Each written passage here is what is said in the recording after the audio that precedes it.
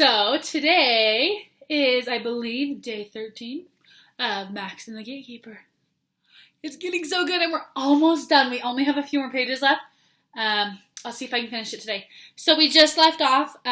Marco and Max are fighting and Marco just told him, do you know how long it took me to make everyone trust me?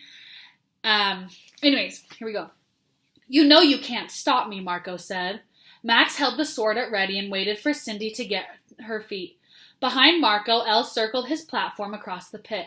You see, Max, Marco smiled, I have the sword I gave you. Max's sword appeared in Marco's hand and he lunged forward with a powerful stroke. Max barely managed to block. Pakasi, Max spat as Marco attacked again. His spell trapped Marco into slow motion. He fought so sluggishly, Max deflected his advance with ease, and then he advanced on Marco. Marco's wide eyes and gaping mouth mirrored his shock. For the first time, Marco appeared to be afraid. Max continued his onslaught, driving Marco towards the drop-off. As Marco reached the edge, he threw off Max's spell. His expression changed from panic to rage as he howled with fury. Preparing to strike, he sprang towards Max with incredible speed. Max let go of his sword and brought up both hands. Primakni! The spell flung Marco across the drop-off. So Max and Cindy stared into the pit when a roar from Elle caught their attention. A couple of prison workers were making routine checks and appeared to be unaware of what had transpired. So Max just threw Marco off the drop-off because he's a bad guy. And so the drop-off was like never ending, or like it was like bottomless pit. So Marco's gone. Cindy dragged Max down close to the ground. I don't think they know Marco was here, she whispered. Set Elle free when you hear me coming. I have an idea. She tore off along the ledge away from the tunnel that opened into the main cavern before Max could say anything. How will I hear her coming? He muttered as he tried to hide behind the slender console. In a couple of seconds, Cindy vanished from sight. The Zanozis were halfway across the cavern, talking casually to each other, when an earth-shaking commotion echoed off the walls. The Zanozis exchanged confused looks, and then hurried in the direction of the noise. The rumble continued to grow with each passing moment. It sounded like a stampede was heading their way. Suddenly, Elle roared to draw Max's attention. Max pushed the button to extend the ramp to Elle's platform. Max watched for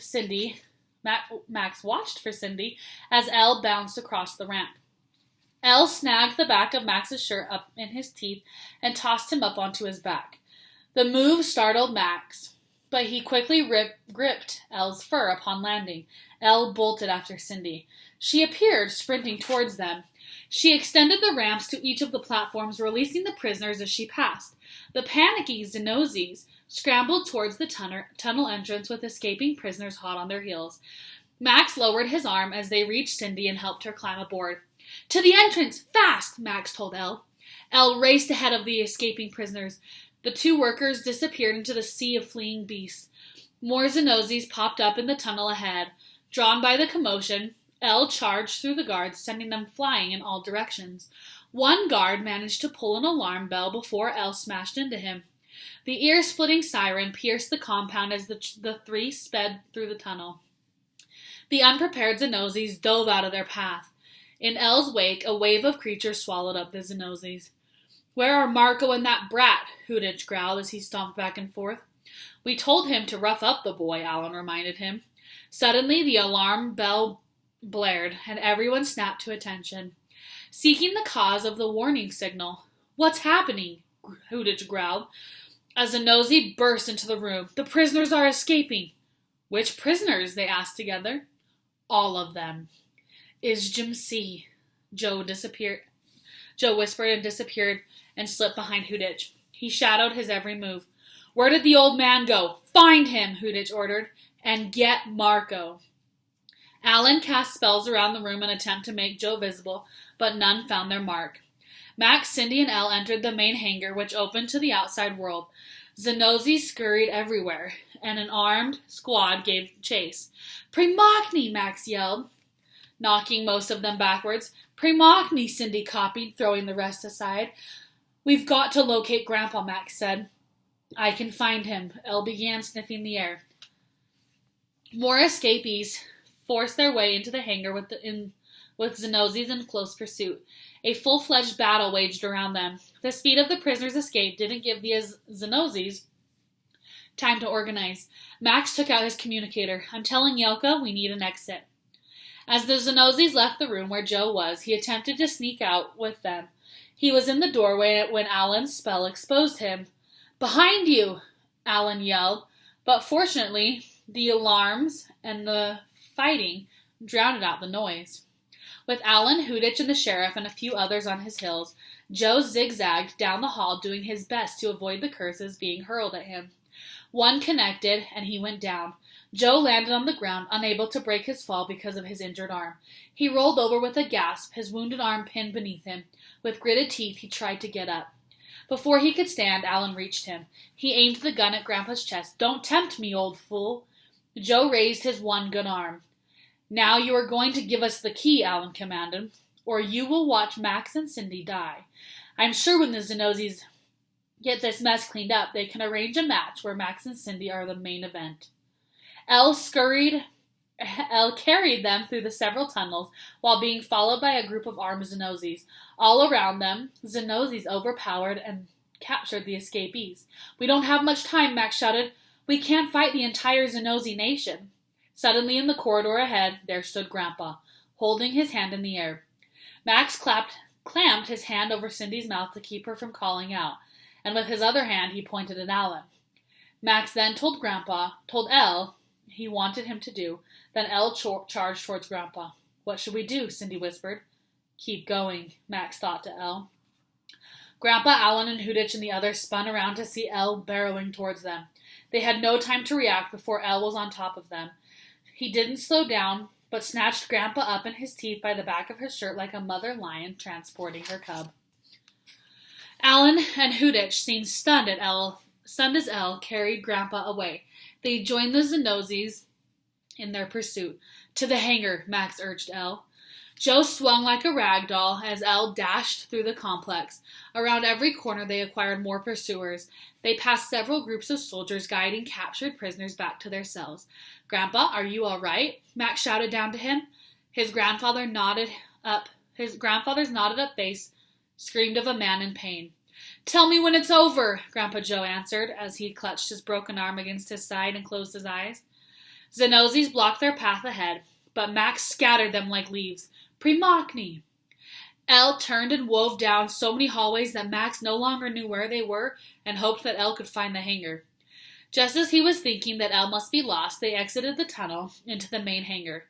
Elle sprinted across the open space of the hangar floor, dodging the enemy as he went. It was like rush hour in a major metropolis. Hovercrafts landed everywhere, bringing reinforcements. Elle worked his way along the edge of the cliff when a tremendous boom shook the walls. Elle hollered in pain and toppled over, skidding. His fall catapulted his passengers in all directions. Alan had shot Elle in the front leg. Joe slid across the floor and his legs dropped over the edge of the cliff. "Max!" Max and Cindy caught him before he fell off the mountain and helped him up. "Joseph," Hudich roared, "you will give us the key or you shall watch your grandson and his friends die, starting with this hideous beast." Max and Cindy and Grandpa positioned themselves in front of Elle as he lay on the hangar floor. Max put his hand on Elle's shoulder to comfort him. He peered down into Elle's eyes and gave a wink. Joe stepped forward, guiding Max and Cindy behind him.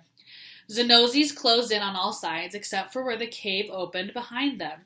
Several hovercrafts covered their every move from the air only yards outside the opening.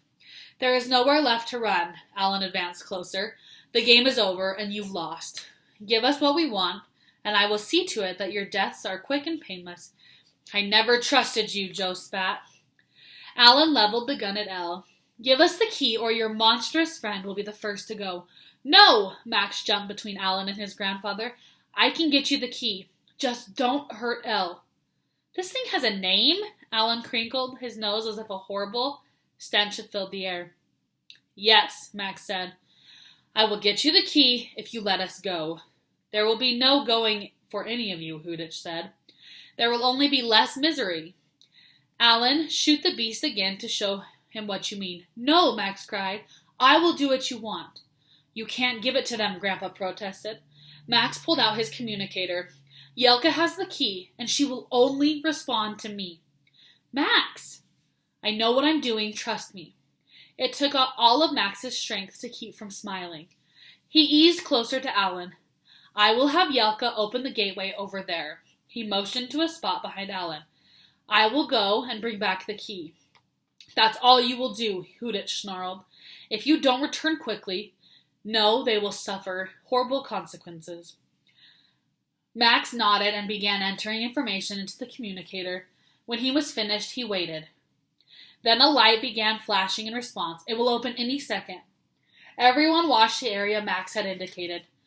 Suddenly, Max spun towards Grandpa, Cindy, and Elle. His hands exploded outward, and he yelled, Primachni! The spell lifted the three off the hangar floor and threw them over the edge of the cliff. Before Max sprang after them, he registered the looks of shock and disbelief on all of the faces. He had pushed his friends and grandfather off a cliff. When he reached the edge, he caught one last peek at Alan and Hudich. He gave them a knowing smile and then dove. Woo! Okay, we're not going to finish it today. We will finish it tomorrow. So where do you think he dove to? What happened? Crazy.